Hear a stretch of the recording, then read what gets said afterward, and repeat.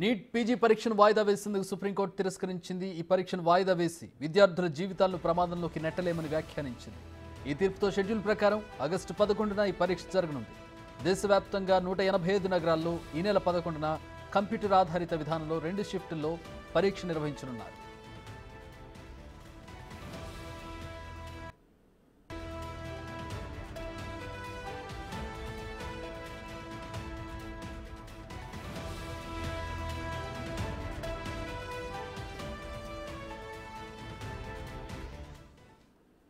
మా ప్రతినిధి శివ ఫోన్ లైన్లో జాయిన్ అవుతున్నారు ఢిల్లీ నుంచి. దీనికి సంబంధించి మరిన్ని వివరాలు అడిగి తెలుసుకుందాం. శివ, 11th రోజు ఎగ్జామ్ జరగబోతున్నట్టుగా తెలుస్తోంది.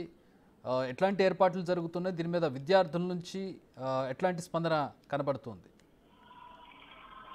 రైట్ చక్రి, ఇటీవల జరిగిన నీట్ పరీక్షను వాయిదా వేయాలంటూ కూడా కొన్ని పిటిషన్లు దాఖలైన నేపథ్యంలో విద్యార్థుల జీవితాలతో మేము చెలగాటలాడలేము, ఈ పరీక్షను వాయిదా వేయడం కుదరదు, కేవలం అది 2 సెంటర్లలో మాత్రమే పేపర్ లీక్ అయింది కాబట్టి అక్కడ మాత్రమే పరీక్ష నిర్వహించేందుకు అవకాశం ఉంటుందని కూడా సుప్రీం ధర్మాసనం తెలియజేసింది. దానిలో భాగంగా దీనికి సంబంధించి ఎగ్జామ్ కు సంబంధించి అంటే వారి జీవితాలను ప్రమాదంలోకి నెట్టలేమంటూ కూడా సుప్రీం ధర్మాసనం వ్యాఖ్యానించింది. దేశంలో వైద్య విద్య పోస్ట్ గ్రాడ్యుయేషన్ కోర్సుల్లో చేరేందుకు ఈ ప్రవేశ పరీక్ష నిర్వహిస్తున్నట్టు తెలిపింది. అంటే ఈ తీర్పుతో షెడ్యూల్ ప్రకారం ఆగస్టు 11 అంటే ఎల్లుండి ఆదివారం పరీక్ష జరగనుంది. ఇలాంటి పరీక్షలు ఎలా వాయిదా వేయగలమంటూ కూడా సుప్రీం ధర్మాసనం ప్రశ్నించింది. ఈ మధ్య కాలంలో పరీక్ష వాయిదా వేయాలంటూ పలు పిటిషన్లు వస్తున్నాయి. ఇది పూర్తి అసంబద్ధమైన వాదన. దీనికి సంబంధించి అంటే విద్యార్థుల జీవితాలతో చెలగాట మారకూడదు.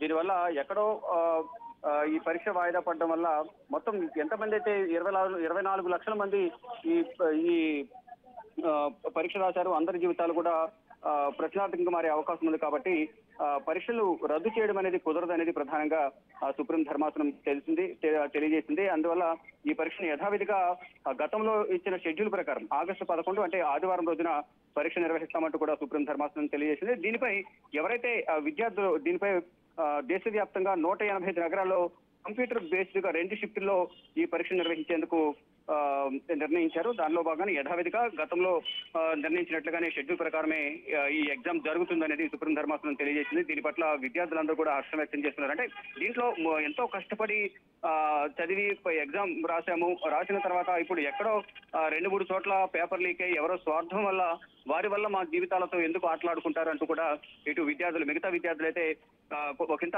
అసహనం, అసంతృప్తి వ్యక్తం చేస్తున్నారు. ఇటు సుప్రీంకోర్టు తీర్పుతో చాలా వరకు కూడా ఆనందం వ్యక్తం చేస్తున్న పరిస్థితి కనిపిస్తోంది. Chakri, all right, thanks for the update Shiva.